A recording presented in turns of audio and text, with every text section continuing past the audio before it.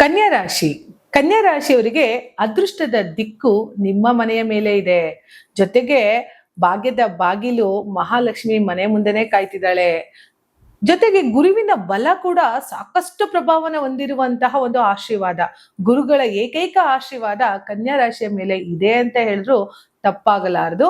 ಗುರುವಿನ ಆಶೀರ್ವಾದ, ಗುರುವಿನ ಬಲಾಢ್ಯದಿಂದ ಸಾಕಷ್ಟು ಲಾಭವನ್ನು ಪಡೆಯುವಂತಹ ರಾಶಿ ಕನ್ಯಾ ರಾಶಿಯಾಗಿದೆ. ಬನ್ನಿ ವೀಕ್ಷಕರೇ, ಕನ್ಯಾ ರಾಶಿಯವರಿಗೆ ಬುಧನ ಬದಲಾವಣೆಯಿಂದ ಏನೆಲ್ಲ ಲಾಭಗಳನ್ನ ತಂದ್ಕೊಡುತ್ತೆ ಅಂತ ನೋಡ್ತಾ ಹೋಗೋಣ. ನಾನು ನಿಮ್ಮ ಬ್ರಾಹ್ಮಿಣಿ ಅಂಜಲಿ. ಬುಧ ಕನ್ಯಾ ರಾಶಿಗೆ ಬಹಳಷ್ಟು ಇಂಪಾರ್ಟೆಂಟ್. ಯಾಕೆ ಹೇಳಿ? ಬುಧ ಆ ಮನೆಯ ರಾಶಿಯಲ್ಲಿ ಉಚ್ಚ ಸ್ಥಾನದಲ್ಲಿ ಕುಳಿತುಕೊಳ್ತಾನೆ. ವಾಕ್ಸ್ಥಾನಾಧಿಪತಿಯಾದಂತಹ ಬುಧ ತನ್ನ ರಾಶಿಯಲ್ಲೇ ಅಧಿಪತಿ. ನೋಡಿ, ಒಬ್ಬ ಮಂತ್ರಿ ಏನೇ ಆಡಳಿತ ಮಾಡ್ಬೇಕು, ಅವನು ಏನೇ ಚುಕ್ಕಾಣಿ ಹಿಡಿದು ಆ ದೇಶ ರಾಜ್ಯ ನಡೆಸ್ತಾ ಇದ್ರು ಕೂಡ ಮಂತ್ರಿ ಯಾವ ಮಟ್ಟಿಗೆ ರೀತಿಯಲ್ಲಿ ರಾಜ್ಯವನ್ನ ನಡೆಸ್ಬೇಕು ಅಂತ ಬುದ್ಧಿವಂತಿಕೆಯನ್ನ ಪ್ರಯೋಗ ಮಾಡೋನು ಯಾರು?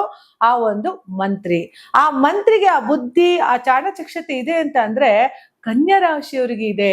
ಜೀವನದ ಚುಕ್ಕಾಣಿಯನ್ನ ಯಾವ ರೀತಿ ನಡ್ಸ್ಕೊಂಡು ಹೋಗ್ಬೇಕು, ಜೀವನದ ಅಚ್ಚುಕಟ್ಟು ಲೈಫ್ನ ಯಾವ ರೀತಿ ನಡೆಸ್ಬೇಕು ಅನ್ನೋದನ್ನ ಕನ್ಯಾ ರಾಶಿಯವರಿಂದ ಕಲಿಬೇಕಾಗತ್ತೆ. ಯಾಕೆ ಅಂತಂದ್ರೆ ಕನ್ಯಾ ರಾಶಿಯವರ ಮನೆಗೆ ತಾನೇ ಬುಧ ಉಚ್ಚ ಸ್ಥಿತಿಯಲ್ಲಿ ಕುಳಿತುಕೊಳ್ಳೋದು. ಮಿಥುನ ರಾಶಿಯವರಿಗೂ ಬುಧ ಅಧಿಪತಿ ಆದ್ರೂ ಕೂಡ ಕನ್ಯಾ ರಾಶಿಯ ಮನೆಯಲ್ಲಿ ಬುಧ ಅವನ ಸ್ವಂತ ಮನೆ ಆಗಿದ್ರು ಕೂಡ ಅಲ್ಲಿ ಉಚ್ಚ ಸ್ಥಿತಿಯಲ್ಲಿ ಬುಧ ಕುಳಿತುಕೊಳ್ಳೋದ್ರಿಂದ ಮೋಸ್ಟ್ ಬ್ರಿಲಿಯಂಟ್ ಅಂತ ಹೇಳ್ತೀನಿ ಕನ್ಯಾ ರಾಶಿಯವರಿಗೆ. ನೋಡಿ, ಕನ್ಯಾ ರಾಶಿಯವರು ಯಾಕೆ ಅಷ್ಟೊಂದು ಬ್ರಿಲಿಯಂಟ್ ಅಂತ ಅಂದ್ರೆ, ವಾಕ್ಸ್ಥಾನಾಧಿಪತಿಯಾದಂತಹ ಬುಧ ರಾಶಿಯ ನಿಮಗೆ ಅಧಿಪತಿ, ಜೊತೆಗೆ ಎರಡನೇ ಮನೆ ಲಾರ್ಡ್ ಶುಕ್ರ ಅಂತ ಏನ್ ಕರಿತೀವಿ, ಅವನು ಕೂಡ ಫೈನಾನ್ಸ್ ಮಿನಿಸ್ಟರ್.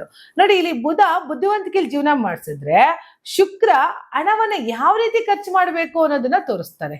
ಇವರು ₹1 10 ಮಾಡಬಲ್ಲರು, ₹10 100 ಮಾಡಬಲ್ಲರು.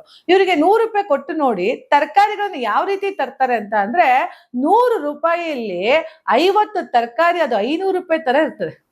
ಅಂದ್ರೆ ಆ ರೀತಿ ಬುದ್ಧಿವಂತಿಕೆಯಿಂದ ಇವರು ತರಕಾರಿಗಳನ್ನ ಪರ್ಚೇಸ್ ಮಾಡ್ತಾರೆ. ಅಂದ್ರೆ ಅದಕ್ಕಾಗಿ ನಾವು ₹1000 ಇಟ್ಕೊಂಡು ಹೋಗಿರ್ತೀವಿ. ₹1000 ಇರುವಂತಹ ಬ್ಯಾಗ್ ಅಲ್ಲಿ ಇರುವಂತಹ ತರಕಾರಿ ಇದೇ ₹100 ಕೊಟ್ಟಂತಹ ವ್ಯಕ್ತಿಯಲ್ಲಿರೋ ತರಕಾರಿಗಳಿಗಿಂತ ಅಧಿಕವಾಗಿ ಕಾಣಿಸ್ತಾ ಇರುತ್ತೆ. ನೋಡಿ, ಮೋಸ್ಟ್ ಬ್ರಿಲಿಯಂಟ್ ಅಲ್ಲಿಂದಾನೇ ವರ್ಕ್ ಆಗೋದು. ಅತಿರಥ ಮಹಾರಥಗಳು, ಬುದ್ಧಿವಂತರು, ಬುದ್ಧಿಶಾಲಿಗಳು, ವಿವೇಕಾನಂದರಿರ್ಬೋದು, ಇವರೆಲ್ಲರಿಗೂ ಕೂಡ ಮಾತಿನ ಚಾತುರ್ಯ ತುಂಬಾ ಚೆನ್ನಾಗಿತ್ತು. ನೋಡಿ, ತುಂಬಾ ಜನ ಕೆಲವು ಮಾತುಗಳನ್ನು, ಸಾಧಕರ ಮಾತುಗಳನ್ನ ಕೇಳ್ತಾನೇ ಇರ್ಬೇಕು ಅನ್ಸುತ್ತೆ. ಅವರೆಲ್ಲ ಎಷ್ಟು ಮಟ್ಟಿಗೆ ಪ್ರಮೋಟ್ ಮಾಡ್ತಾರೆ, ನಮ್ಮನ್ನ ಒಂದು ಉತ್ಸಾಹದ ದಾರಿಗೆ ತರ್ತಾರೆ ಅಂತ ಅಂದ್ರೆ ಅವ್ರಿಗೆಲ್ಲ ಬುಧ ತುಂಬಾ ಚೆನ್ನಾಗಿದ್ದಾನೆ ಅಂತಾನೆ ಅರ್ಥ. ನಿಮ್ಮ ಮನೆಯಲ್ಲಿ ಯಾರು ಕನ್ಯಾ ರಾಶಿಯ ಮಕ್ಕಳು ಇದ್ರೆ ನೀವು ಪುಣ್ಯವಂತರು ಅಂತಾನೆ ಹೇಳ್ಬೋದು. ಯಾಕೆ ಅಂತಂದ್ರೆ ರಾಶಾಧಿಪತಿಯಾದಂತಹ ಬುಧನ ರಾಶಿಯಲ್ಲಿ ಕನ್ಯಾ ರಾಶಿಯಲ್ಲಿ ಹುಟ್ಟಿದ್ದಾರೆ ಅಂತಂದ್ರೆ ಸಾಧಾರಣವಾಗಿ ಅವರು ಲೈಫ್ ನ ಯಾವ ರೀತಿ ನಡ್ಸ್ಕೊಂಡು ಹೋಗ್ಬೇಕು ಅನ್ನೋದನ್ನ ಕಲ್ತಿರ್ತಾರೆ. ನೋಡಿ, ಅವ್ರಿಗೊಂದು ಬುದ್ಧಿವಂತಿಕೆ ಹೆಂಗಿರುತ್ತೆ ಅಂತ ಅಂದ್ರೆ, ಚಿಕ್ಕ ಮನೆಯಲ್ಲೂ ಕೂಡ ನಾನು ಹೆಂಗ್ ವಾಸ ಮಾಡ್ಬೇಕು ಅನ್ನೋದು ಗೊತ್ತಿರ್ತದೆ. ಅದೇ ದೊಡ್ಡ ಮನೆಯಲ್ಲೂ ಕೂಡ ನಾನು ಹೆಂಗ್ ವಾಸ ಮಾಡೋದು ಅಂತ ಗೊತ್ತಿರುತ್ತೆ. ಕೆಲವರಿಗೆ ಚಿಕ್ಕ ಮನೆಯಿಂದ ದೊಡ್ಡ ಮನೆಗೆ ಹೋಗಿದ್ರು ಕೂಡ ಈ ಚಿಕ್ಕ ಮನೆಯಲ್ಲಿ ಏನೆಲ್ಲ ಅವ್ಯವಸ್ಥೆಗಳು ಇರ್ತಾರ ಅಂದ್ರೆ, ಗಲೀಜ್ ಇರ್ಬೋದು, ನೀಟಾಗಿ ಇಲ್ದೆ ಇರ್ಬೋದು, ಈ ತರದನ್ನೇ ದೊಡ್ಡ ಮನೆಯಲ್ಲೂ ಕೂಡ ಮಾಡ್ತಾ ಇರ್ತಾರೆ. ಆದ್ರೆ ಕನ್ಯಾ ರಾಶಿಯವರು ಆಗಲ್ಲ. ಚಿಕ್ಕ ಮನೆಯಲ್ಲೇ ಎಂತಹ ಒಂದು ವ್ಯವಸ್ಥೆ ಇದ್ರೂ ಕೂಡ, ದೊಡ್ಡ ಮನೆಗೆ ಹೋದ್ರೂ ಕೂಡ ಅಂಥದೇ ಒಂದು ಅಚ್ಚುಕಟ್ಟಾದ ವ್ಯವಸ್ಥೆನ ಮಾಡೋರಾಗಿರ್ತಾರೆ ಕನ್ಯಾ ರಾಶಿಯವರು. ಜೊತೆಗೆ ಕನ್ಯಾ ರಾಶಿಗೆ ಸೆಕೆಂಡ್ ಹೌಸ್ ಶುಕ್ರ ಅಂತ ಏನ್ ಕರಿತೀವಿ, ಅವರಿಗೆ ಸ್ವಲ್ಪ ವಿದ್ಯಾಭ್ಯಾಸದಲ್ಲಿ ತೊಂದರೆ ಆಗ್ಬೋದೇ ಹೊರತು ಓದಿನ ಸಮಯದಲ್ಲಿ ಅವರು ತೊಂದರೆಗಳಾಗ್ಬೋದು. ಜೊತೆಗೆ ಅವ್ರ ಬುದ್ಧಿವಂತಿಕೆಯಿಂದ ಸಾಕಷ್ಟು ಶ್ರೀಮಂತಿಕೆಯನ್ನ ಬದುಕುವಂತಹ ರಾಶಿ ಅಂತ ಹೇಳ್ಬೋದು.